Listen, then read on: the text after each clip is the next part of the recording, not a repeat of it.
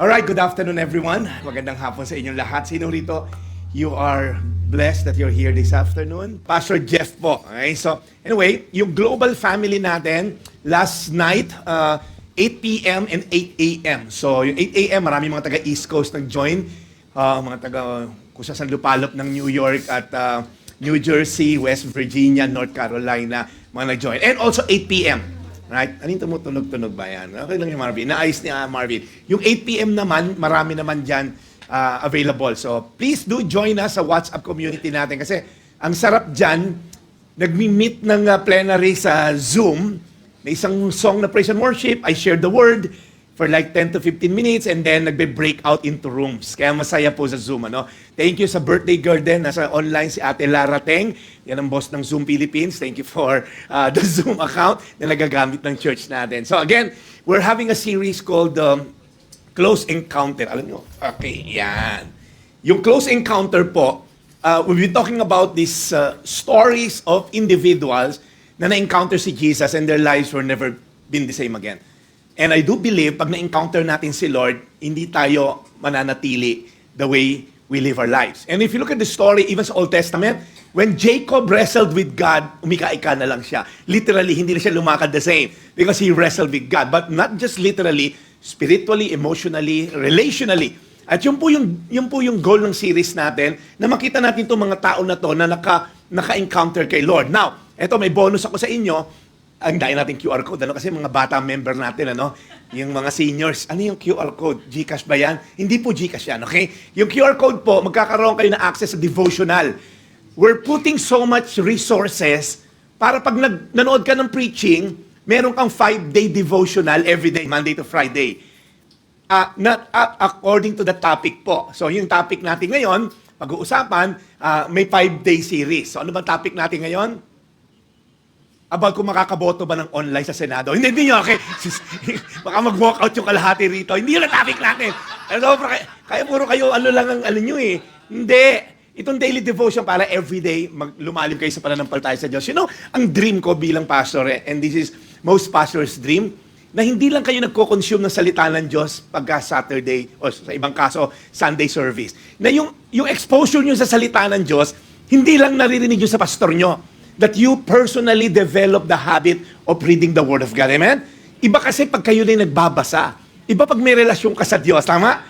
Iba rin pag naririnig nyo sa pastor nyo, may dating din. Pero iba, grabe, ito pala sinabi ni pastor. Kaya, nire-reinforce natin yan for 5 days, right? Yung message na yan, dito po. Now, bakit mahalaga yung pagsunod sa Diyos? Well, may mga tao po na ang tagal nila sumusunod sa Diyos. Kaya kinabahan ako ito, 666. Kaya pala, dito. Tingnan nyo to, ha? Eto mga follower ni Jesus to mula raw nung panahon na yon, nakarinig kasi sila ng mga teaching ni Jesus na medyo mabibigat, many of His disciples turned back and no longer followed Him. Look up here. It's not how you start your journey po of faith, it's how we're gonna end our journey of faith. Marami kong kilala, sobrang active sa church. Hallelujah, praise the Lord. Whether Catholic, Iglesia, born again, talagang all out kay Lord, pero they didn't finish well. Manggol ka lang, di ba active sa church nung araw yan? Bakit ngayon hiwalay sa asawa, 3 na ganito, ba't ang daming anak sa labas, bakit ganito, bakit sugal na sugal? So pag nakita mo, di ba active nun sa church yan? Bakit punong-puno ng galit, binasyo, kausap niya sa Facebook? Magugulat tayo, they used to follow Christ but now they no longer follow Him. Kaya ito yung challenge. It's highly possible to be around Jesus and never truly encounter Him. Pwedeng nakatira ka sa church, pero hindi mo na-encounter si Jesus. Sino rito, kain ka ng Jollibee burger, paglabas mo naging burger ka na. Yung paglabas mo, may wrapper ka pa, di ba? Ako, tagal ko na kumakain ng Chicken Joy, pero hindi ako naging manok. And sometimes we think, coming to a church will make you into a Christian. Hindi. Lumaki nga ako sa simbahan, luko-luko rin ako nung lumaki ko eh. Okay? So, hindi po totoo yan. So, it's highly possible that you can hear about Jesus and not surrender to Him. That's possible. Right? It's possible also, right? You can believe in Him but not follow Him. It's possible that you can attend church and still yung buhay mo walang nababago, walang nakikitang pagbabago. Kaya yung katabi nyo, tandaan nyo ni pagmumukha. Kimi, tandaan mo yung pagmumukha itong lalaki na to, okay? May ibang mukha niyan. Gumagwapo nga to, gumagwapo to si Dave, di ba? Yung, ito, lalibyanan mo, okay? Daddy, may ibang mukha ng nyo. Okay?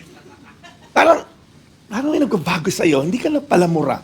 Palamahal ka na. Yung taray, di ba? Di ba parang, may bago sa'yo. Dati kung ganyan yan, nagwala ka na. Ngayon, di ka na nagwa... Di ba yung may nabago sa'yo? Naalala mo, Trina, nung bumait ka? Di ba si Junjun kitang-kita yung kabaita mo? Di ba, Junjun? Nung active na to sa church? Trina, ikaw ba yan, Trina? Parang, hindi ka na namimili ngayon, ha? Hindi, joke lang, okay? Mamimili pa rin yan, okay? So, you see, the point is, proximity doesn't guarantee intimacy. Pwedeng katabing-katabi mo si Jesus.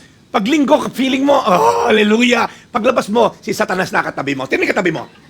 Katabi mo natutulog minsan yan. Kasi feeling natin, pag nakakiskisan mo, dinedicate ko yung anak ni Scottie Thompson the other day. Now, siyempre, nasa table kami ng Scottie Thompson, mga gilas and all. Hindi naman paglabas ko, basketball player na ako, pre. Nakakasikuhan ko sila Scottie Thompson. Niloloko ko nga kasi ikinasal ko yung 2022. Sabi ko, pare, taong-taon nagkakaanak ka.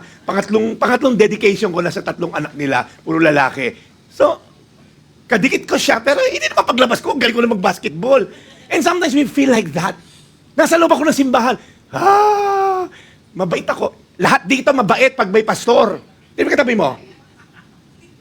Hinga mo ng pera, magbibigay yan. Pare, may sandang ka ba dyan? Paglabas dyan, kahit banker pa yan, yung mga boss ko rito, si Boss JP, sila Harold, paglabas mo dyan, wala tayong simbahan, anong nangingi ka? Hindi ko pag nasa loob ng simbahan, mabait. Kasi feeling nila, nandito lang si Lord. Paglabas, si Satanas na katabi nila. So, kaya, this is very important. And today, it's a different story. We've been talking about, 4 na ba? Si Zacchaeus, si Bartimaeus, si Nicodemus, yung babaeng alabaster jar. Last week, sino yung topic natin last week? Diyos ko pong mahabagin. Sino? Yung bulag, okay. Na nakalakad, okay. Si Bartimaeus. Bro, may price ka sa akin. Di ba, parang, pag tiningnan mo to, lahat to lumapit kay Jesus. Lahat to hinanap si Jesus. Si Zacchaeus, si Bartimaeus, sumigaw pa ng David, son of David. Si Bartimaeus, bulag, sumigaw. Si Nicodemus, pumunta nung gabi.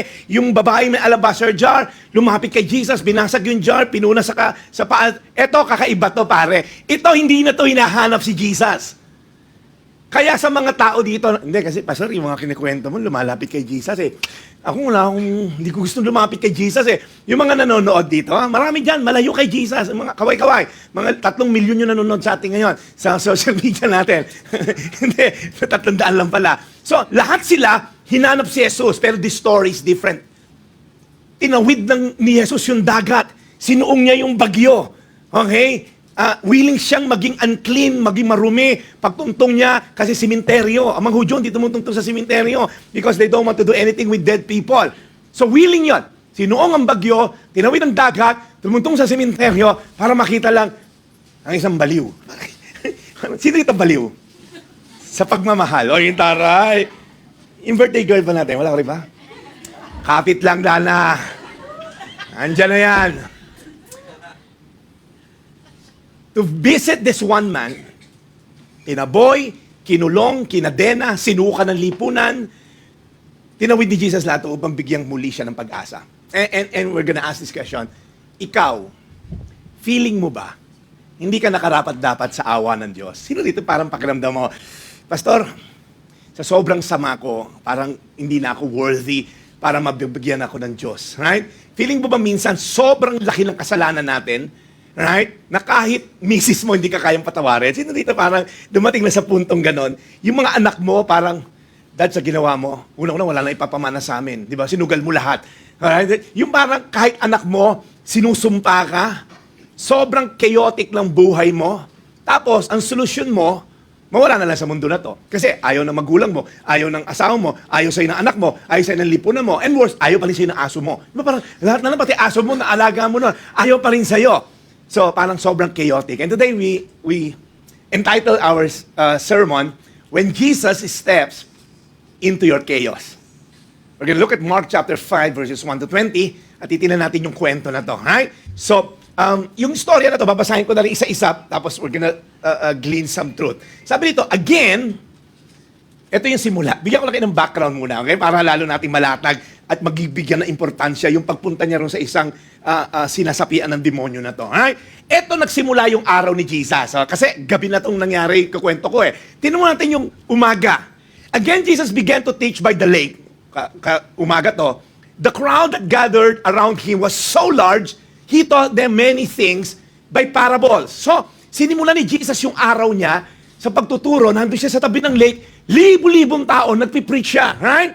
So, with many similar parables, sabi rin sa isang verse, Jesus spoke the word to them as much as they could understand. And then dito nagtapos yung gabi niya. Then, when evening came, pagod lahat. Again, walang aircon, ang init, tabing dagat, amoy isda na si Pedro, pagod na pagod sila. Yung gabi na, napalisan nila lahat ng tao, makakapahinga na tayo. Then sabi ni Jesus, mga bata! Hindi niya sinabi yun. Yung sila Paquito Diaz lang yung mga bata, okay? Okay. Ang sarap maging lolo, yung nagisiga, yung may mga bata ka, mga bata! I-ready na ang kabayo, di ba magkano-gano? Pero si Jesus, hindi yan tatawag ng mga bata, okay? That day, pagdating nung gabi, sabi niya sa mga disciples, tawid tayo sa 7-Eleven sa kabila. Let's go over to the other side of the lake. Now, hindi natin ito naintindihan. Most of you siguro hindi pa napupunta rito. Pero isasama ko kayo pag wala ng gera, okay? Itong tinatawag na to, the Sea of Galilee. It's actually, iba tawag, Lake Gennesaret and all. Malaki to. Magsasagwan sila. Wala pa mga motor noon. Pagod. Hating kami na halos. Maghapong nag-share. And then gabi. Jesus, matulog na lang tayo. Ano pang trip mo, di ba? Kung ako to si Pedro, Jesus, gabi na po. Ano ba namang matulog ka muna? Magpahinga ka, daldal ka ng daldal maghapon. Para kasi Pastor Jeff. Di ba yung... Tapos sabi ni isa, parang iba pa, ihip ng hangin. Sabi ni Jesus, hindi, tawid tayo. Eto na nga pare, nangyari na. Bumagyo. Ano mo sinasabi ng mga disciple? Haller, sabi ko sa iyo eh. Nasa gitna sila ng bagyo.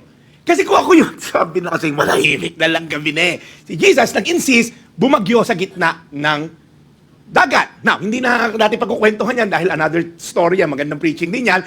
So, si Jesus, ayun, tulog. So, yung mga disciple, ngayon natutulog ka. Malulunod kami. Ha? So, inaccuse nila si Jesus, don't you care if we drown? Wala ka bang pakialam? Mamamatay na kami, malulunod, tataob na kasi yung bangka sa sobrang lakas. Now we know the story, another day. Tumayo si Jesus, parang Titanic. And then sabi lang niya sa bagyo, tumahimik ka, be quiet. Yun lang. And then huminto lahat. Are you getting the story? Yes. Tumahimik na. So yung mga disipulo, babalik ba tayo doon, boss? O yung trip mong pumunta ron sa 7-Eleven sa kabila. Tuloy tayo doon. Okay. So nakita nyo na ngayon yung kwento. Gets nyo na. Pagod lahat, hating gabi, bumagyo, huminto, tuloy pa rin. So tatlong bagay pag-uusapan natin. We're gonna look at the confrontation. We're gonna look at the conversion, and we're gonna look at the commission. Pag sabi commissioning, yung binigay na commission dito. Right?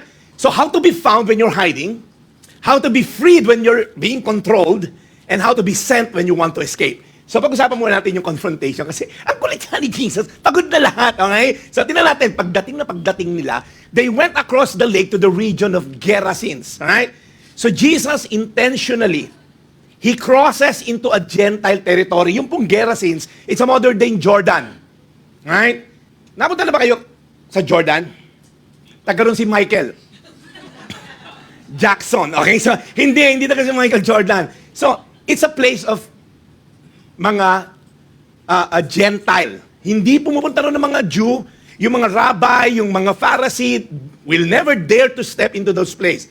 Kasi makikita natin mamaya, may baboy doon, which ayaw nila ng baboy. May mga tombs that represent ceremonial impurity. May Gentile territory yun na spiritually contaminated. So, pag tinila natin to, this place is heavily influenced by Greco-Roman culture. This is populated by Gentiles, associated with pagan practices, and then may pig farming. Lahat ng mga no-no, hindi magtatayo ng mall dyan. Yung mga, magtatayo ng mega mall sa Gerasenes. Ay, walang pupuntang mga Jew. Sila pa naman may pera. Kasi yan ang dadatnan mo doon. Walang Hudyo na pupunta dyan. Kasi pagdating mo pa lang, ay, sementeryo, magiging unclean sila pag nag-step sila sa sementeryo. Are you following?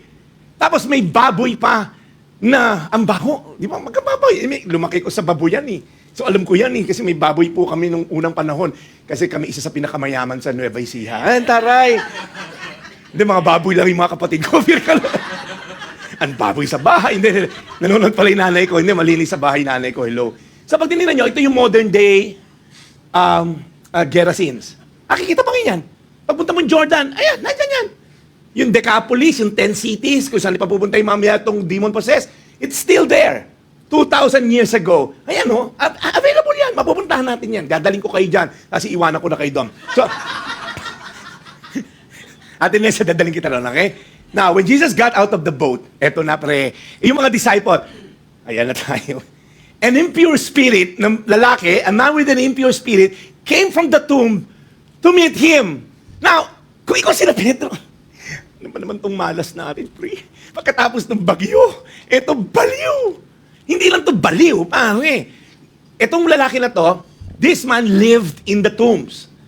Wala na. Nabuwang na, napossess na ng demonyo, sinuka na ng lipunan.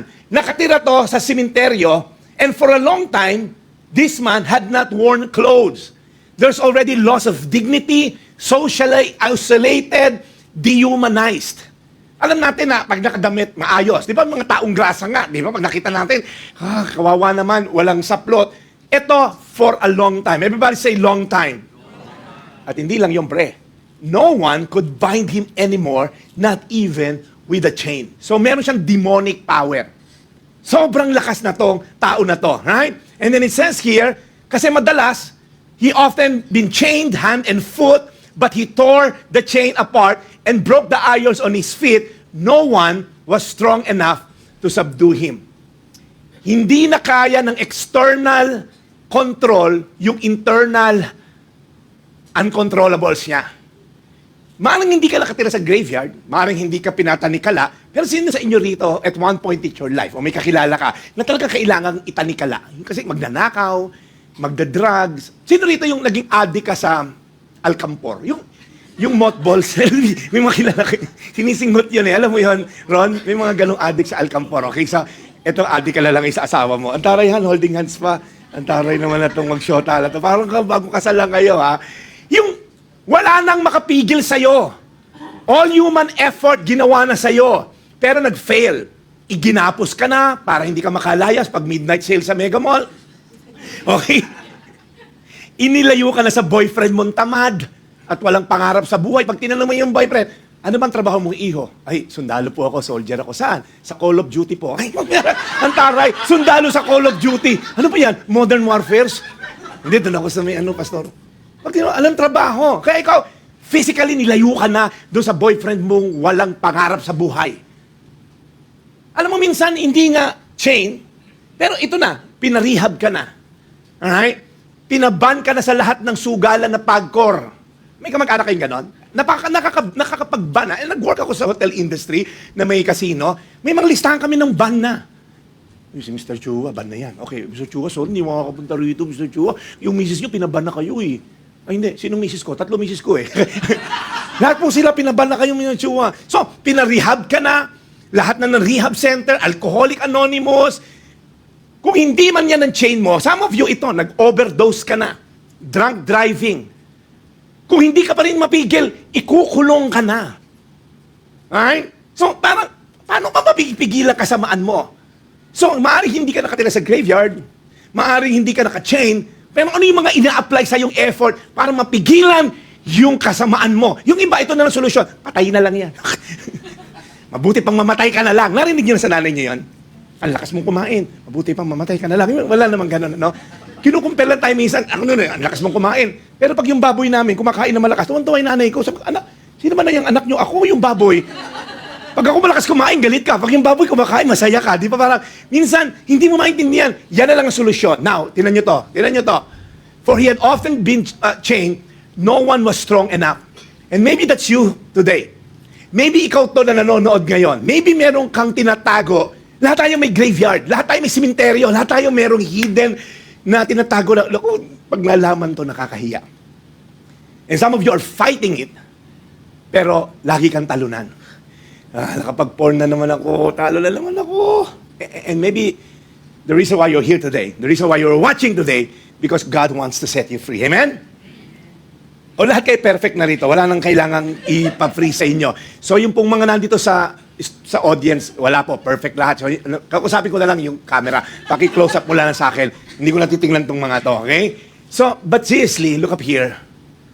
Night and day, among the tombs, in the hills, he would cry out and cut himself with stones.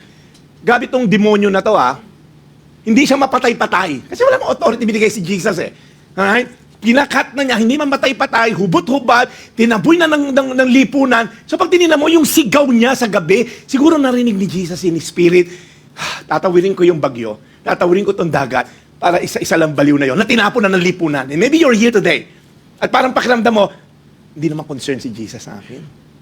Ang daming nagugutom sa Africa, bakit pa niya ako i-concern? Ang daming masangailangan, ako siguro ako hindi na. Kaya pag tinignan mo yung current situation niya, tingnan niyo po, naked, chained, isolated, restless, no identity, self-destructive. Pag tinignan mo, grabe, no? And maybe you're not that, hindi mo na all of the above yan. Maybe isa lang dyan, you feel isolated, nade-depress ka pag gabi. And maybe feeling mo, walang nagmamahal sa'yo. Maybe you're so restless, earning money, left and right, hindi ka makatigil. Ang dami mo ng pera. In fact, mukha ka ng pera. Kamukha mo na yung nasa 500. Pero parang kulang pa rin. Ang dami mo ng trabaho, ang dami mo ng kinita. Bakit restless ka pa rin? Maybe you're that person na wala ka identity. So, tingnan natin yung istorya. Ay, eto na po. Parating na si Jesus. Now, I want you to picture this kasi nung inaaral ko to, I preached this 2 times na. Habang pinipreach ko to, for 17 years na lang preaching, gumaganda lalo, nagiging imaginative lalo. Imagine niyo to kanya-kanyang trip to, so trip ko to. Hating gabi, dumarating yung boat. Naghihintay si Legion. May mga kolokoy doon sa taas. Ito yung nakita nyo, yung nagbabantay ng pigs. Ginising nung isa, Junjun, gumising ka. Junjun, gumising ka. Bakit? May parating na bangka. Si Legion naghihintay na. Kasi alam nila, si Legion, sabi sa isang gospel, he will never allow anyone to pass. Si Legion, lahat ng dumadaan, binubugbog niya, ginugulpi niya. Alright? So this time, look up here, nandun yung mga nagbabantay ng baboy, pare, may mapagtitripan na naman si Legion. Pare, maganda to kasi mukhang lamang sila, 12 yung nasa bangka, may isa pang matipuno, pero parang kagigising lang. Si Jesus yun, okay? So ito na. Pare, 13:1. Actually, 2 yung baliw. 2 yan. Sa book of, sa isang gospel, 2 yung taong na demon possessed. So ito na. Pare, abangan na natin. Ito na. Nakatingin sila. Pare, paano kaya susuntukin ni Legion to? Malamang isa-isa, 13, naka flying kick. Pare, ito na. Nung nakita ni Legion, yung demon possessed, when he saw Jesus, from a distance, nasa boat, bumaba, he ran. Ito na, sabi ng mga pare, ito na. Tumakbo na si Legion. Ipa-flying kick yung isa dyan, yung pinaka-leader, para 12 magtakbuhan. No. He ran, and then lumuhod. So si Junjun, saka si Muy, para iba yung strip niya ngayon nakaluhod, para nagmamakaawa, tapos biglang tatayo niya pa-flying kick. No, hindi. Sobrang mag-imagine. Dala-dala si Ate Nessa Kita-kita ni Ate Nessa lumuhod no? Hindi kasi nung binabasa ko to, nanonood kasi yung mga nag-aalaga ng baboy. Nag-observe sila. Pare, ibang trip ni Legion ngayon Tumakbo pero lumuhod. Pare, magkukunwaring mahina yan, tapos upakan yung 13. No, they fell on his knees in front of this Jesus, and then he shouted at the top of his voice. Pare, yung sumisigaw. What do you want with me, Jesus? Okay, ginising ko lang nasa likod. Son of the Most High God. What? Yung demonyo, kilala si Jesus. Buti pa demonyo, kilala si Jesus. Minsan nagtataka ako Tayo mga Kristiyano, hindi natin kilala si Jesus Alam mo man, Jesus is healer. Yung isang tita ko rito, laging may sakit. Alam mo ba, si Jesus provider. Pero ikaw, laging, kumusta? Di ba na-born again ka? Eto, gutom. Yung Apple, nag-title offering, mukhang siya lang masaya. Hindi mo pa kilala yung Diyos mo? Kasi yung demonyo, kilala si Jesus. Sumigaw, ano gusto mo sa amin? Jesus, Son of the Most High God. Hindi niya sinabi, oy, karpintero ka lang Ano kailangan mo sa amin? No. Lumuhod. Jesus! Sila mo yung Moisa kasi Junjun. Pare, ba't siya sumisigaw? Ito may request pa. In God's name, Don't torture me! Parang, yung mga sila mo imuet si Junjun, pare, iba yun ah. Parang iba yung tumating na siga yun, pre. Kasi bagong gising pero lumuluhod yung dalawa. They are so powerful sa mata ng mga village people.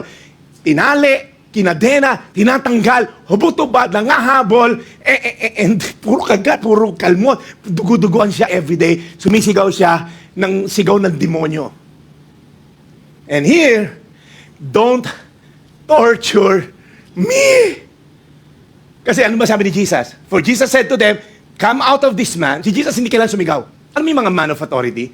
Nakapanood ba kayo ng mga mafia movie?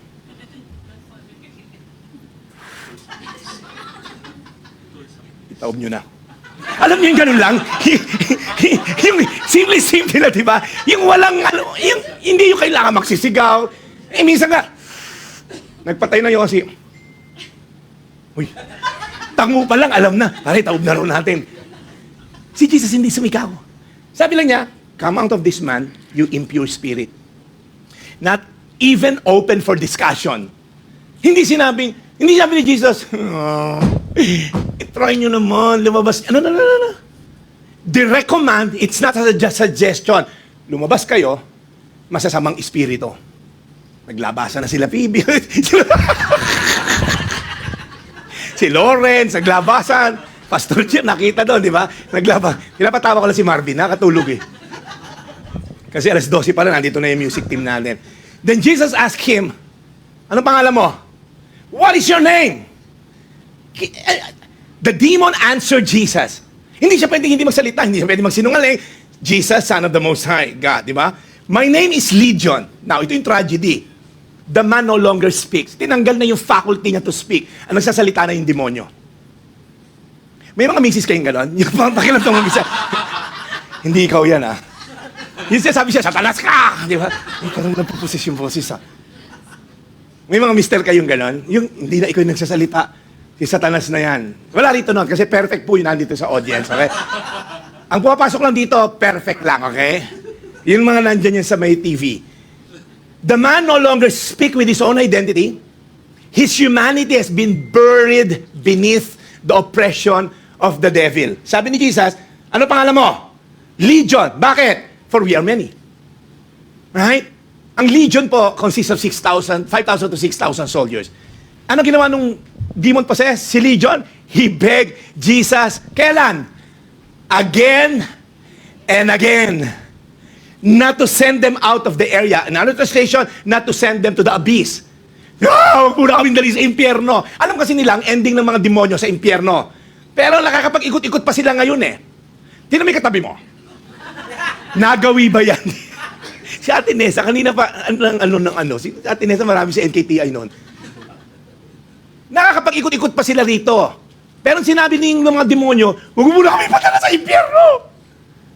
Sabi ni, nagbe-beg again and again not to send them out. Now, a large herd of pigs was feeding on the nearby hillside. So ito na, si Muy sa Junjun. Pare, tinuro tayo ni Legion. Yung dalawa natakot. Pare, baka akala, tropa tayo. Naghahanap ba siya ng kasangga? Sinabi kasi ng Legion, nakita mo yung dalawa na yun. Yung mukha ng baboy na yun. Doon mo na kayo padala sa mga baboy. Nagre-request. The demons begged Jesus again and again. Verse 12, the demons begged Jesus, send us among the pigs. I-allow mo naman kami pumasok na lang sa mga baboy. I mean, they have no power or authority. Now, look up here. He gave them permission. Si Jesus, look at the power of Jesus. He gave them permission, and the impure spirit came out of the man, went into the pigs. The herd, about 2,000. So, mga 2,000 yung baboy, rushed down the steep bank. Hindi ko alam kung anong bangko to, kung Security Bank or Philippine Business Bank. Hindi, sa bank lang ng mountain, into the lake, and all of the 2,000 pigs got drowned. Those tending the pigs ran off and reported this in the town and countryside, and the people went out to see what had happened.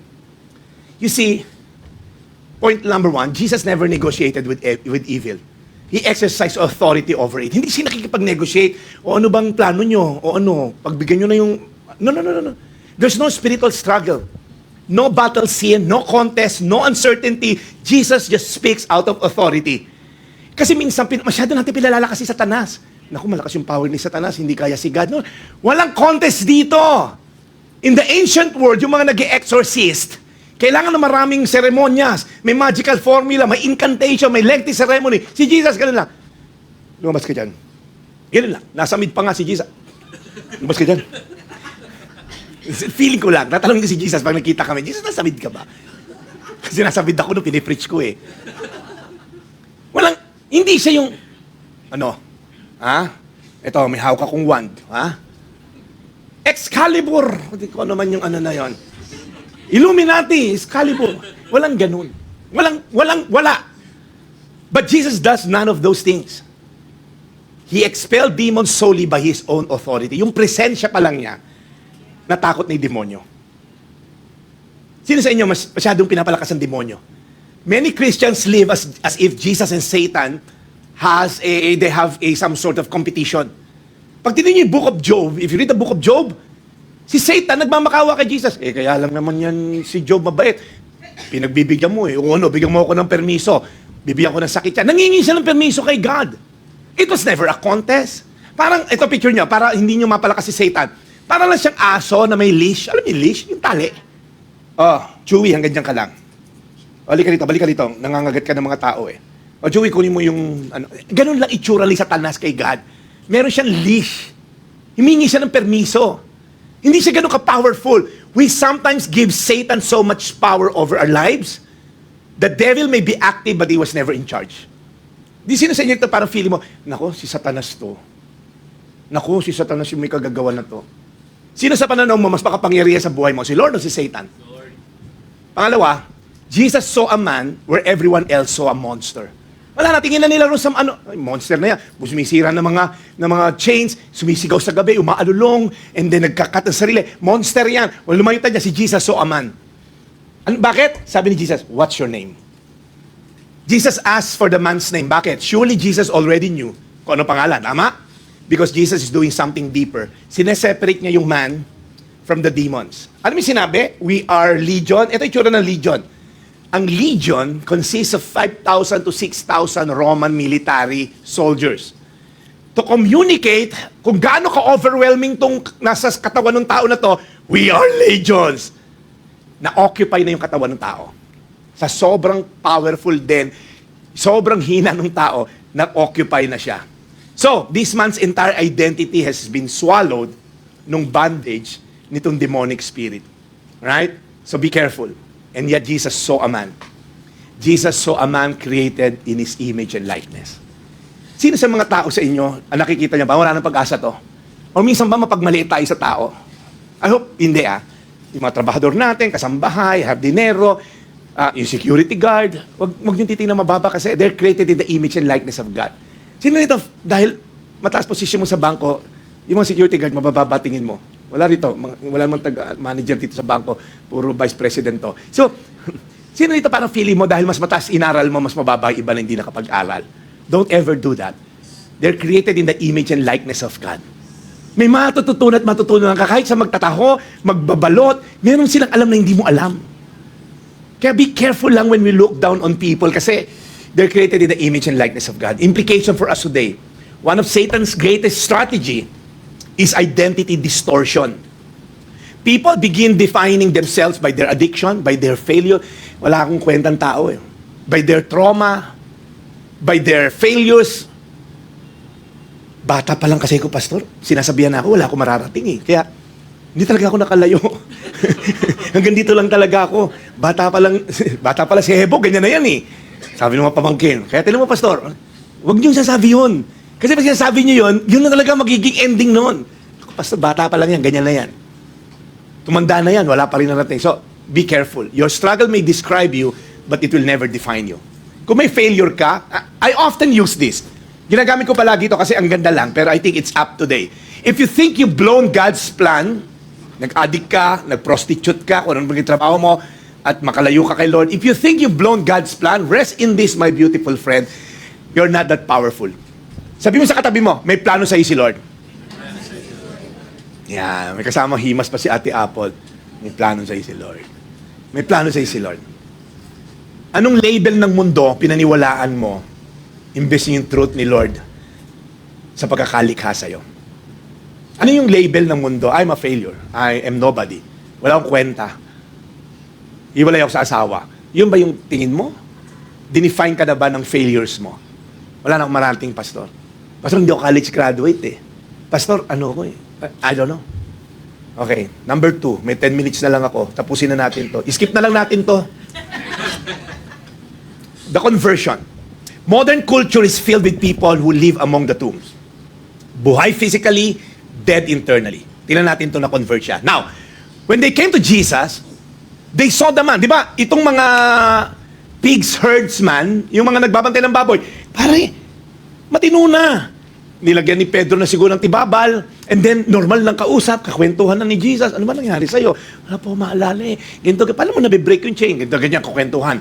Nakita ng mga nagpapastol ng baboy, yung mga baboy natin tumalo, namatay lahat, nalunod. Namatay tayo. Pumunta sa village, kinuwento lahat. Yung mga tao, hating gabi, namatay mga baboy namin. Eh, sino may kagagawan? Meron dong isa, lumuhod si Legion, yung kinakatakutan natin. Pero siya takot na takot doon sa tao. Nagpuntahan. When they came to Jesus, they saw the man who had been possessed by legion of demons, sitting, dressed, and in his right mind. Grabe, no? Sitting, dressed, in his right mind.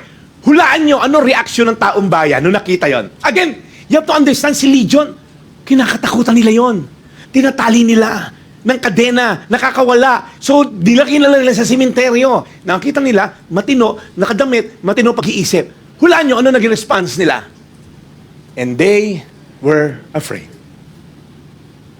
You see, people can be amazed by Jesus and still reject Him. They don't want anything to do with Jesus. In fact, pinalayas nila si Jesus. Ano yun, ano? Pinalayas nila si Jesus. Notice the irony. Dati, the man was terrifying, takot na takot sila, the community, komportable. Nabaliktad. Nung okay na yung lalaki, the whole community is terrified. Ano nangyari?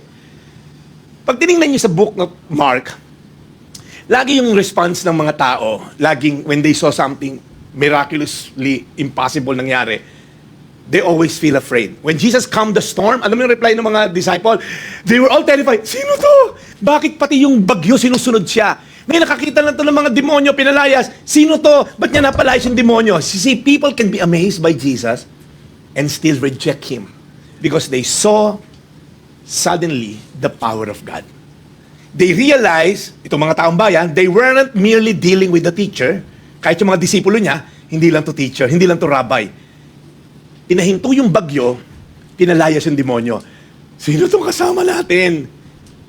Sa ating implication for today. Many people admire Jesus, moral teacher, wise philosopher, religious figure, pero uncomfortable tayo pag kailangan na nating magpa-under sa authority ni Jesus. Sino sa inyo rito, gusto mo si Jesus pag sa blessing? Ay, I love the blessing. I love ganyan.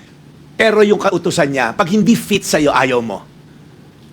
Sa mga nanonood po, again, wala rito, perfect lahat sila. Yung gusto nila sinusunod si Jesus, close sila ni Jesus. Sa mga nanonood lang po ako nakikipag-usap ngayon. Yung, pag may sakit, hallelujah, praise the Lord Jesus, pagalingin mo yung nanay ko. Pag may kailangan, Lord, makapag-close pa ako ng maraming benta. Pero sabi ni Jesus, patawarin mo yung nanay mo. Jesus, balik tayo rin sa may benta. Yung kailangan ko ng benta. Hindi, ayusin mo yung, ano mo, sitwasyon mo dyan. Madali tayong humingi ng pabor, pero pagka si Lord, yung kailangan sa atin, ayaw natin. Hingi tayo ng hingi kay Lord. Tinanong mo na ba kung anong gusto ni Lord sa'yo? Nakapagdasal ba kayo ng ganon? Again, perfect na naman to. Pastor, lagi ganyan dasal ko. Kasi hingi tayo ng hingi kay God, di ba? Lord, bigyan mo ako ito. Pero, tinanong mo ba si Lord, Lord, ikaw, ano bang gusto mo sa akin? Baka magulat ka. Iwalayan mo yan. Ayusin mo to. Magpatawad ka. Huwag ka na magbura. Ang dami naman, Lord. Huwag na ako manghingi para quits tayo. Wow. Now, those who had seen it and told the people what had happened to the demon-possessed, told about the pigs as well, then the people began to plead with Jesus, leave their region. Wow. You know what happened? People often value their comfort more than Christ's presence. You know what occupies the people's mind? Pera. Again, nandito kasi yung Roman Legion. Ang Roman Legion, malaki to. 5,000. Yung baboy, yun ang paborito nila pagkain ng mga Romano, sa Roman Legion. In fact, yung emblem ng nila, ng grupo nila, wild boar, yung baboy ramo. So sila, nawalan ng negosyo. Wala silang pakialam doon sa lalaki na restore, wala silang pakialam sa miracle, wala silang pakialam sa deliverance. Ang primary concern nila, nalugi kami, nawala kami ng negosyo, 2,000 baboy na wala sa amin. They preferred the pigs over the presence of Jesus. Ano yun, no? They chose economic stability over spiritual transformation. Kasi kung ay napatanggal yung demonyo. Patag mo yung tatay mo, Junjun. Junjun, patag mo yung tatay mo. Okay, eto, tanggalin mo rin yung demonyo rito sa tatay ko. Walang ganon. Ang una nilang agenda, pare, nawalan tayo ng negosyo, yung mga baboy, dahil dito sa lalaki na to. Kung sino man po kayo, pwede lumayas na kayo. They chose profit over the peace, the Prince of Peace. And some of you are gonna say, ha?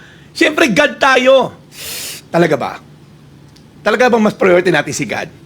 I don't know, we welcome Jesus sa mga ibang bagay, pero when He wants to touch our finances, Jesus, wag naman yung tithes. Kahit magaling yung apple, wag naman. Nagsisimula pa lang ang trabaho naman, Jesus. Jesus, may tithes ka pa eh. Alam mo, si Jesus hindi naman maghihirap kahit di ka mag-tithes. Actually, yung church na to, tatakbo to kahit di ka mag-tithes. Kasi si God provider na to eh. This church will move on even without your tithes. Kasi sabi ni God, I will build my church. Now, it's just a question, do you want to be part of this? So, don't ever think we're after your money. We're not. Hindi ko nga ito pinopost sa social media ko eh. Kasi, si Lord, if He really planted this church, siya mag-provide. Kaya wala akong stress. Sanay na ako magutom. Ganun, ano. Nagugutom ka, pastor. Hindi halata. Sa dami mong kinain na cheese bread kanina. Pag nakakay alam na siya sa priorities nyo, pastor, wag naman paglingko, nag-golf ako, magsisimba pa ako, wag na.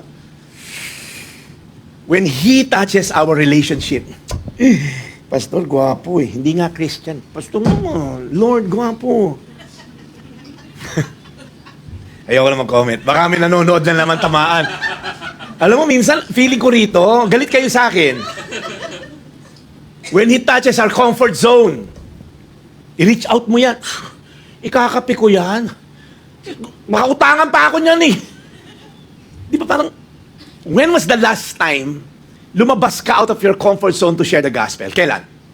Kasi minsan lalabas tayo, self-serving din eh. Ay, makautangan ko ba ito? Man-network ko ba ito? Mukha bang kukuha to ng insurance? Minsan lumalabas tayo for personal satisfaction din. Ang weird, ano? June na, next week, naka-6 na buwan na tayo. Bilangin nyo sa daliri nyo, yun na sharean nyo ng gospel. Mas hindi ko maangat yung kamay ko. Nag-frozen shoulder. Ilan yung daliri? Ito. Kasi minsan pag na-born again tayo, tignan nyo, mga barkada nyo, puro born again din. Yun nilalabas nyo, puro born again. Ikaw, Tita Baby, yung mga puro tropa mo, puro born again. Kailan kayo lumabas sa talagang yung mga makasalanan, kriminal, pusakal? Yung talaga nag-take ka ng time ilabas, sinyer mo yung testimony mo. When was the last time? Or puro ka palabas, puro pa kabig? Ay, mabibentahan ko to ng unit. Ay, ito, makakapag-golf ako ng libre. Ito, samahan ko. Tapos, nag-open up na. Naku. Sasabihin mo na, can I pray for you? Ganun nga lang sabihin mo eh. Pero ba't hiyang tayo minsan? Ang dami mo na open na branches ng security bank. When was the last time you really, intentionally, went out of your comfort zone, inilabas mo yung tao kahit di mo feel kasi gusto mo marinig yung salita ng Diyos? I don't know, maybe madalas. Again, sa mga nanonood, perfect po rito. Lahat daw lumalabas sa makasalanan. Or ikaw mismo, ang tagal mo na Kristiyano, bine-baby ka pa rin ni Lord. Yung baby Christian, naiintindihan ni Lord. Pero, 10 taon ka nang born again. Hanggang ngayon ba, milk pa rin ba kinakain mo? Grow up! Hanggang ngayon, ikaw yung pinakauna na insecure. Ikaw pinakauna na o-offend. Ano ba naman yan? 10 taon na tayong born again. Hanggang ngayon, binibibig ka ni Lord. Dali yung ma-offend. Ewan ko na magsimba. Tuluyan ka ni Lord, di ka talaga makakasimba. Sorry ha, ano lang ako. Kasi may mga kilala akong ganyan. Ang tagal ng born again. Hanggang ngayon, binibaby ko pa. Ay, naku Lord. We want to improve our lives, but we resist what when He begins rearranging our lives. Ay, tapusin ko na to.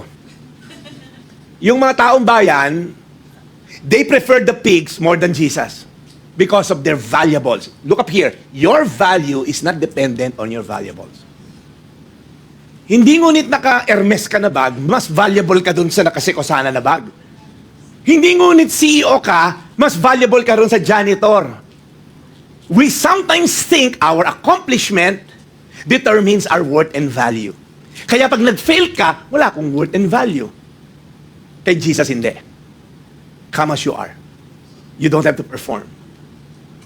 Because yung value mo is determined by someone who's willing to give up his own son just to redeem you. That's how valuable you are.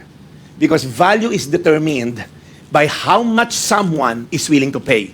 Nakita niyo yung saging na nakatape lang na binili ng milyon-milyon dolyar? Kalokohan yun, di ba? Pero yung bumili nun, bakit? Tingin ko valuable yan. Binili siya. Nakita niyo yung Pokemon ni Paul Logan? $7 million. Kalokohan! Plastic na Pokemon na one of one. $7 million. I see the value. Value is determined by how much someone is willing to pay. Now, imagine your worth and value. God sent His one and only Son to die for you. That's how valuable you are. Amen? Palapakan natin si Lord. Ganun ka ka-valuable kay Lord. It's not determined by your failure. It's not determined by your success. No. Mahal ka ni Lord. Tapusin na natin. Before the encounter, naked. After the encounter, He was clothed. He was chained, now set free. He was isolated, now reintegrated to the community. He was restless, now sitting. No identity, may bago siyang identity. Self-destructive, you have a new purpose. Ano yung purpose sa kanya? Gusto niya kasi sumama. The Bible says, if the Son sets you free, you're free indeed. Pag sinabi sa Bible na, anyone who belong to Christ, you're a new person. Wala na yung old na Jeff, wala na yung old na Kimi, wala na yung old na Dave, wala na yung old na Joseph. No, a new life has begun. Hindi ka na-define ng past mo. Pag na kay Kristo ka. Pag wala ka kay Kristo, you always define yourself by something. Accomplishment, failure, last name, walang katapusan. And lastly, mabilis lang to, boss. Yung aking boss dito, kanina pa ako inuorasan, nakagano na sa akin, oh. Time is up. Sorry, napakwento. Eto na, yung commissioning. Hindi yung commission na alam ng mga nagbebenta rito. There was a commission, the Great Commission, right? Sabi niya, as Jesus was getting into the boat, ikaw sila, Peter. Dagat yung tinawid. Pumasok tayo sa bagyo. Tapos isang buwang lang yung pinagaling mo. Hindi, pumunta tayo rin sa Decapolis, Jesus. Parang ako lang naman yon. Kasi parang, sayang yung biyahe. A Decapolis is 10 cities na puro masasama. Yung pinukita ko sa inyo. So kung ako yung mga disciple, nandito na rin tayo, mag-share ka na doon. Total, bukang liwayway na. Sabi ni Jesus, mga bata,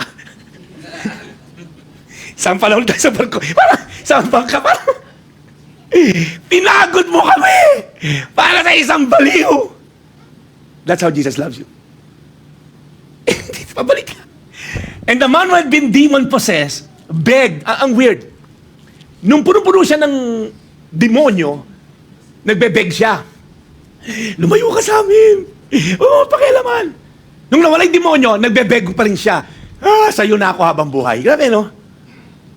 Tinawin katabi mo. Tanungin mo, alin ka doon? Tignan mo, kargado ba yan? Ito, malaman natin kung kargado. Itaas niyo yung dalawa niyong daliri. Ganyan. Iganon mo. Natakot ba? Natakot. Kargado to, pre. Maraming tato. Pero si Kimi talaga, sama, oh. Hindi, ang weird eh. Nung kargado ng demonyo, nagbebeg. Nung nawala yung demonyo, nagbebeg. Pero yung una, lumayas ka, Jesus. Ito, sa'yo na ako habang buhay. Wow. Ang sabi ni Jesus, nope. Ang weird naman na to. Ba't ayaw ni Jesus? The tension reveals a deeper question about the nature of spiritual transformation. Is the goal of encountering to escape from the world or to be sent back to the world? Kasi, di ba yung mga advice ng mga psychiatrist, nako, nakatrauma ka dyan sa lugar na yan, lumayas ka na sa lugar na yan. Tama? Kaya nga kayo mali sa bahay niyo, no? Hindi, joke lang kayo. Si Ate Pinky, pastor, kami malis doon. Kargado yun, pagpunta ko rin, parang yung galong ko yun. Nung ginanong ko yan, pastor, picture ni Don yan. Nung bata, akala ko. Kargado rin eh. Kaya umalis si Ate Pinky sa dati nilang bahay. Pero, di ba pagka-trauma, ayaw mong bumalik. Si Jesus, iba? Tinaboy ka ng mga yon. Bumalik ka. In your right mind, and you're gonna share anong ginawa ko sa'yo. Alright? Ito yung sinabi sa Luke 8:29. He had been driven by the demons into solitary place. Pero si Jesus, bumalik ka sa mga tropa mo. Bumalik ka sa mga katsokaran mo. Bumalik ka sa dating katsongkian mo. Bumalik ka sa dating mga drug lords doon. Bumalik ka sa mga dati doon. Pumunta ka rin doon sa Senate. Okay. Pumunta ka rin doon sa Congress. Pumunta ka rin sa mga yon. Balikan mo sila. Ikwento mo ano ginawa sa ng Diyos. And how He has had mercy on you. Because yung mga kasamahan niya sa bahay, sa barangay, wala nang mercy sa kanya. Itali niyo, tapon niyo, tapon yung sementeryo yan. Bigyan naman natin ng damit. Huwag mong bigyan ng damit. Hayaan mo yan, mamatay sa ginaw. Sama mo sa mga baboy. Pero sabi ni Jesus, bumalik ka ron. Yung maglalabay sa'yo, bumalik ka dahil ikaw pinaka-powerful testimony. So the man went away, began to tell, in the Decapolis, that's 10 cities, how much Jesus had done for him. Ano resulta? And all the people were for sure. Nung malapit pala hindi na Legion pangalan niya, by the way. Kung ako to, binigyan ko siya ng pangalan. Legolas. Iba na yung dating niya, ano? I am Legolas. Iba na dating. Di ba yung si Legion? Hindi na, Legolas na pangalan ko ngayon. Kinuwento niya. Tignan niyo to, ito difference natin. Tayo, pag na-encounter si God, we don't go away. We don't go to where we came from, and we don't begin to tell the story. Look up here. God can turn your mess. Sino may mess up na buhay dito? Again po, sa mga nanonood, okay? Perfect ho lahat dito. Pati misis ko, okay? Perfect. Wala talaga dito. Tingin ko sila Rafa lang at si Ice yung hindi perfect dito. Rafa? Quiet. Alright? So look up here. Look up here. Kung may mess up life ka, binago ka ni Lord, you have a message to tell. Your test can be a testimony. Pag walang test, wala kang testimony. So kung perfect ang buhay mo, ang hirap mag-share. Alam mo, Dad, naawa ko sa'yo. Kasi ako perfect ang buhay ko. Kayo mga PG kayo, yung hindi ka makarelate, sino ito na depressed? So ikaw pinaka-perfect mag-share sa mga depressed. Alam mo, dati akong depressed. Binaliktad ko lang yung depressed. Dessert. Kumain kang dessert. Baka hindi ka naman depressed. Some of you here today, hindi, stress yun, hindi depressed. Mali pa spelling. Stressed. Ang kabaliktaran, dessert. Si Phoebe, nakita ko. Sabi ni Phoebe, hindi naman yun ang kabaliktaran. Wrong spelling ka, Pastor. Yung stressed, pag binaliktad, dessert. Okay? So, si Phoebe kasi, puro pagkain nasa isip. If you have a mess up life, you have a message to tell. Kaya nga po, sinasabi ko na sa inyo, get out of your comfort zone. May tanong ako, sino isang tao next week? Huwag mo munang ilabas. Huwag mo munang ikape. Ipagdasal mo lang. Sino yung tao na feeling mo malabo itong makakilala kay Lord? Top of mind. Sino yun? Pastor na dito. Okay sa... Si Ate Pai do. Ate Pai, si Ate Nessa, niloloko ka. Huwag mo talagang magkapatid na to. O dito pa kayo mag-away, ha? Tandaan nyo na. Sino isang tao, iisipin mo, kaklasmate mo sa high school. Alright? Kaklasmate mo sa Ateneo. Naku ito. Wag mo muna i-text, wag mo i-meet, wag mo salita. Ipagdasal mo lang. Lord, bigyan mo ako opportunity na magkaroon ng time mag-share ng gospel sa kaklasmate ko na to. In Jesus' name, amen. Maggugulat ka. Maggugulat ka. Si Lord gagawa ng paraan. Magsishare ka. Uy, mga kasalubong mo. Tapos paglabas mo, ikaw na naman. Sabi ni Lord, nagdasal ka eh. Tapos pagsakay mo ng Grab, siya driver. Uy, ikaw na. Marakit ako, classmate. Alam mo kung ba't hindi nangyayari? Kasi hindi mo pinidesire. Pag di mo dinidesire, hindi mangyayari. Dumadaan-daan lang siya, hindi mo mapapansin. Nakapansin. Na-experience yun na to, pag may kotse kang gusto. Kunyari, hindi mo naman pinapansin dati BYD. Nung nagkaroon ka ng BYD, parang lahat BYD. BYD, parang gano'n, di ba? Dati hindi ka parang dahil conscious ka na, nakikita mo na lagi, naging visible lahat. Ganon din yung pag nagdasal ka. Pag nagdasal ka, Lord, itong cashier namin o yung teller namin sa bangko, Lord, kailangan ma-born again talaga na to dahil mukhang kapatid doon sa talas, Lord. Magugulat ka. Sir Harold, may problema ako. Naku, ito na to, Lord. Ito na to. Hindi lang natin dinidesire. Kaya nga, hindi ba siyang basahin nyo? I-scan nyo yan. A close encounter with Jesus. Patapos na po ako, ma'am. A close encounter with Jesus can restore the most broken life. Sorry, tumagal tayo. Reclaim the stolen identity and transform wounded people into living witnesses of God's power, not for your glory, but all for His glory. Listen up. Your deepest wound can become your strongest witness. Ay, taray, parang W. Ang ganda, Gabe. Gabe naman ganda, no? Ay, yung deepest wound mo, na-offend ako, pastor. Papagalingin ka ni Lord yan. Tapos, mag-i-speak ka sa mga na-offend na tao. Alam mo, ganyan din ako dati. Hindi lang ako napansin ni Pastor Jeff na offend na ako. Ngayon nga, kahit di niya ako pinapansin, wala akong pakialam sa kanya. Meron kasing gano'n yung dinaanan ko lang, na-offend. Ay, sayang taray, na-offend pala kita. Oh, Pastor, dinaanan mo ako. Nasa Araneta Coliseum tayo, 15,000 lang tao ron, di mo ako pinansin. Alam mo yon, yung madali ka ma-offend? Pag na-overcome mo yan, doon, makakaano ka, ikaw may ministry ka. Sinabi kay Grace yun ng pastor namin, Pastor Paolo, sila Pastor Joey. Nung araw si Grace madali ma-offend. 20 years ago. Kaya, alam mo, Grace, pag na-overcome mo to, you'll have a ministry. Totoo naman.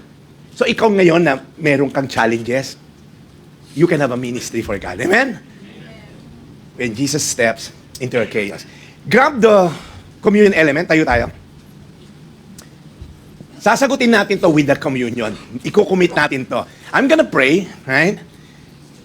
And for those of you watching live sa ating pong live stream, I ask you to prepare a bread. Kanina si Sean at si Chelsea to prepare a bread and a juice. Now, ano po ba yung communion? Because this is important.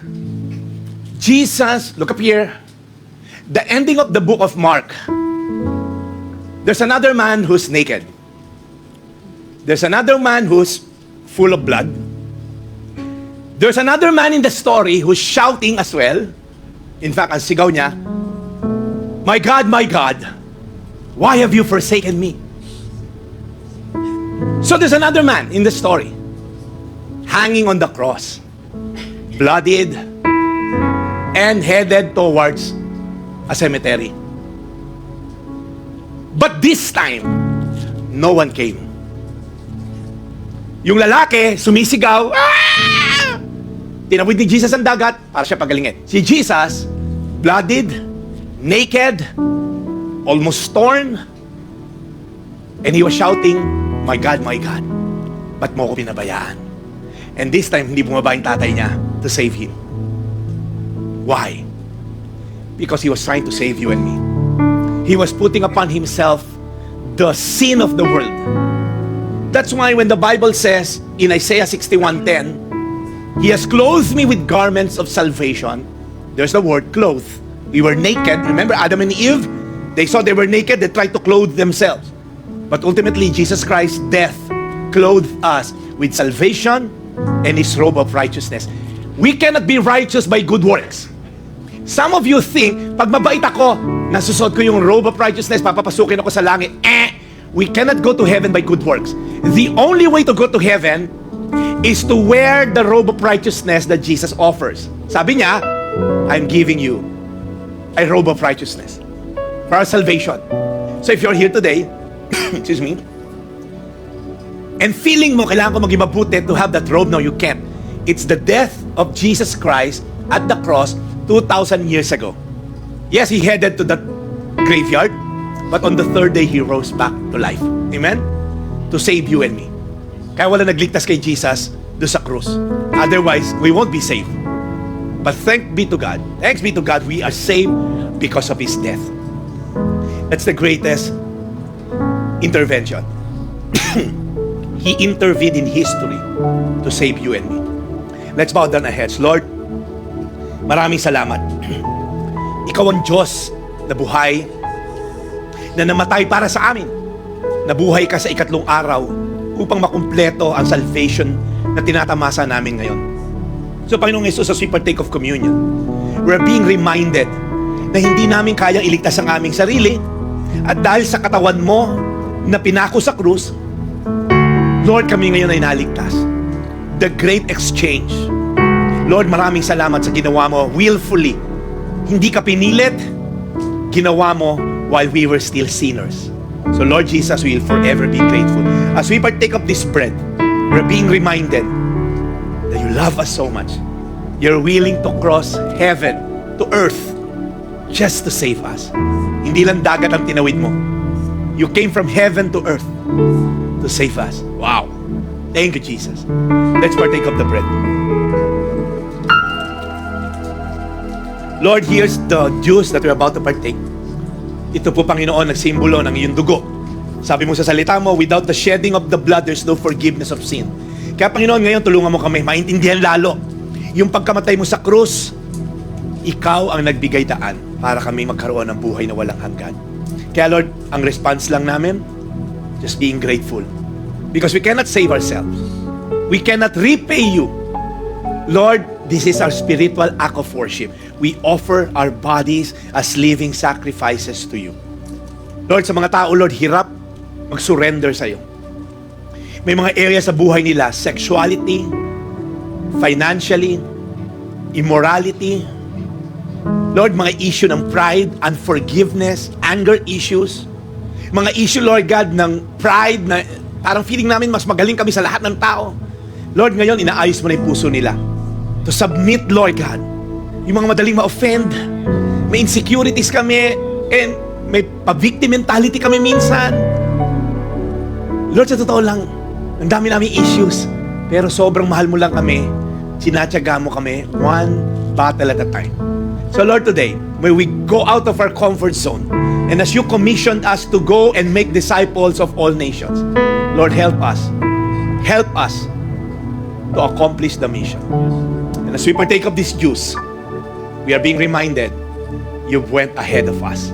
You paved the way for us. We just have to follow you. In Jesus' name, amen.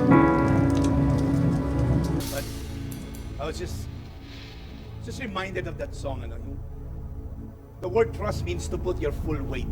When you say, I have faith in this chair, in a trust mode that the chair can carry your weight. Now, a chair has 4 legs. Now, imagine kung yung isa sira. Pag nakita mo sira yung isang I won't trust the chair, right? Because I know my weight. Kung mag-upo man ako sa kanya, dun sa part na hindi sira, right? And you'll be careful, hindi ka ma-at ease. You'll always restless. Now, imagine if a chair, dalawang broken legs. Hindi mo na talaga uupuan.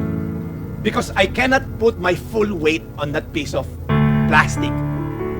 But here you are, you just sit there and ano man ang weight nyo, you just put your full weight on the chair. You trusted the chair, correct?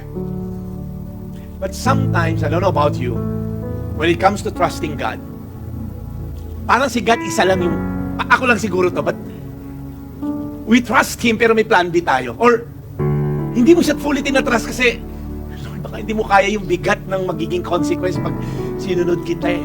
Whether it may be financially, it may be spiritually, it may be relationally. Lord, pag iniwan ko to,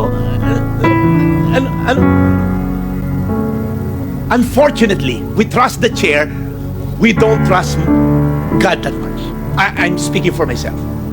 I don't know, but maybe some of us here today need to put our full weight. Lord, no matter what happens, I'm just gonna obey.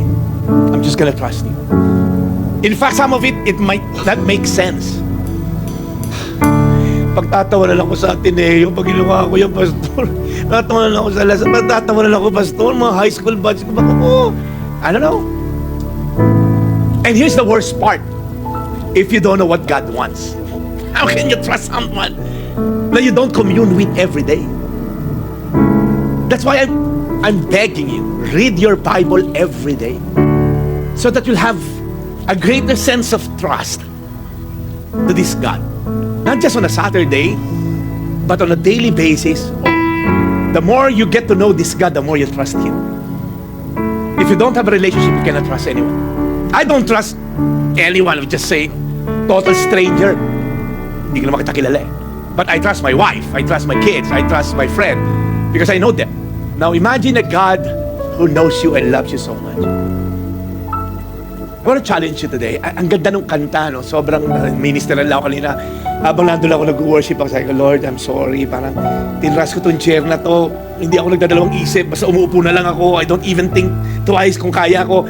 Pero sa'yo, lagi akong nag-iisip. Kaya mo ba talaga ako, Lord, i-provide? Lord, kaya mo ba talaga akong ayusin? Nakakahiya. Nakakahiya minsan that we trust the chair more than we trust our God. I don't know, maybe it's just me. But I want to repent right now and just tell God, Lord, I'm gonna go all the way. Out of my comfort zone. Even if it doesn't make sense. Even if it's gonna be hard. But I'll just obey you all the way. I'm gonna put my full weight. I'm gonna go all in. Bow down your heads, close your eyes. If there's an area in your life na you haven't fully surrendered kay God, hindi ko alam kung ano yun. Kanya-kanya tayo ng battle. Pero the Lord is telling you, anak, ito, ibigay mo sa akin to. Ako bahala sa'yo. Not everything. Baka hindi mo pa kaya. Ito lang area na to. That struggle. I don't know kung ano yun. Pag hawak mo telepono mo, ano may struggle mo? Yung pride mo. Parang feeling mo, mas magaling ako sa asawa ko. Pantay-pantay tayo kay Lord. So if that's you today, no one looking around, habang nakayuko tayo lahat, sinasabi mo, Lord, surrender ko sa ito. And allow Him to work through your weakness. Huwag mong isipin, Lord, paano to? Huwag mong isipin yung trabaho niya yun. Trabaho mo lang, binigay ko na sa iyo, Lord. Bahala ka na, Lord. Ikaw ang bahala dito. Sinabi mo kasi ganito. Siya na bahala. My grace is sufficient for you. The Bible says, it's made perfect in our weakness. So those of you watching live, and maybe you're gonna watch this on recorded tape or video, raise your hand if that's you. Kindly raise your hand. Dito po, sa nasa audience, just raise your hand. If there's any struggle, Lord, kailangan ko surrender sa iyo to. Sobrang na ako sa comfort zone ko. Sobrang na akong familiar masyado. So if that's you today, you're saying, Lord, I want to surrender this. Lord, nakita niyo po mga kamay na nakataas ngayon. Even, Lord, sa mga nanonood at manonood na to, Lord, you see their hands, their weaknesses, their struggles, their challenges. Lord, hirap kaming mag-give up sa'yo, mag-give in sa'yo, kasi may mga fears kami, Lord, and natural lang naman, Lord. Kasi sa mga experiences namin in the past, we learn to be cautious. Mahina ekonomiya ngayon, may gera sa ganito. Lord, binigyan mo kami ng wisdom sa mga experiences. Kaya Lord, minsan, yun din nagiging hadlang para mag-all out kami sa'yo. Pero ngayon, Lord God, we just commit everything to you. When you said it, that settles it. Hindi ko na ko-questionin, Lord. Bring us out of our comfort zone, Lord God. Our struggle with lust. May mga chinat-chat kami na hindi dapat i-chat. May mga kinakausap kami na alam naming opposite sex na hindi na tama yung takbo ng usapan. That struggle with unforgiveness na binaby na namin, and we try to justify. Pag pinatawad ko yan, ano na sasabihin yan? Lord, yung paggamit namin ng aming resources, ng energy, sa mga bagay na hindi naman, wala naman kakwenta-kwenta, inuubos namin oras namin. Lord, sa kayabangan namin, minsan na may konti lang kami narating, we feel mas magaling kami sa iba. Lord, yung anger issues namin, Lord, yung hatred namin towards someone, Lord, lahat kami, Lord, may struggle. Pero Lord, wag mong hayaan yung araw na ito lumipas na hindi namin ma-lay down before you. And Lord, give us the grace. Give these people grace to accomplish what's now being accomplished. To be set free just like Legion. You have set him free. You have set that man free. He's now clothed with righteousness. So Father, right now we commit our lust, we commit our struggle, we commit our unforgiveness, we commit our pride, we commit our anger, we commit our unkindness, we commit everything to you, Lord God, knowing that apart from you, we can do nothing. So Lord, today, set your people free. Set us free from condemnation. Set us free from guilt. Set us free, Lord God, from hatred. Father, in the name of Jesus, we commit this time to you.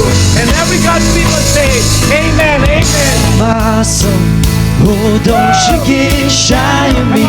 Lift up your song, 'cause you've got a lion inside of those lungs. Get up and praise the Lord. So come on, my soul, Shining. There's a lion in my lungs. Get up and praise the Lord. Hey, hey, and praise the Lord. Glorify you, Lord God. Praise the Lord. Give you praise.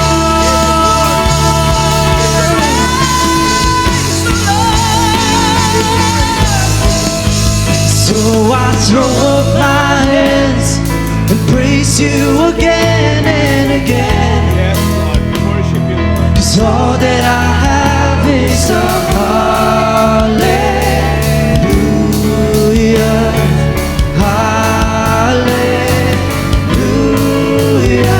And I know it's not much, I've nothing else fit for a king except for a heart singing hallelujah, hallelujah. So I throw up my hands and praise you again and again. We worship you, Lord God. 'Cause all that I have is a hallelujah, hallelujah. I know it's not much, I've nothing else fit for my King Yes, Lord. except for a heart singing hallelujah, hallelujah, hallelujah, hallelujah, hallelujah.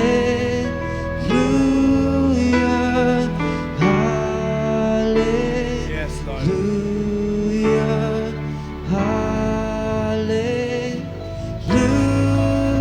The Bible says, what God desires is a broken spirit, broken heart, a contrite heart, and that's what we offer to God today, amen? So today, Lord, you've seen your people, Lord God. We've humbled ourselves before you. Lord, I know grace overflows in this place. Lord, you said in your word that you opposes the proud, but you give grace to the humble, Lord God. We're humbling ourselves before you. Lord, may we have this kind of awe and reverence when we go out of that door. Hindi lang dahil nandito kami sa lugar na to, but when we leave this place, we're gonna be changed from the inside out. Thank you for a fresh encounter with you today. In Jesus' mighty name. Everybody say, Amen. All right. Thank you, Lord. Are you blessed this afternoon? Praise God. Thank you, Lord. All right. Mainit pero sold tayo. Amen. We'll see you next week and God bless you. Mag-fellowship muna tayo. Alright? Marami tayong pagkain dito. Ensaymada at silver. God bless you. We'll see you next week.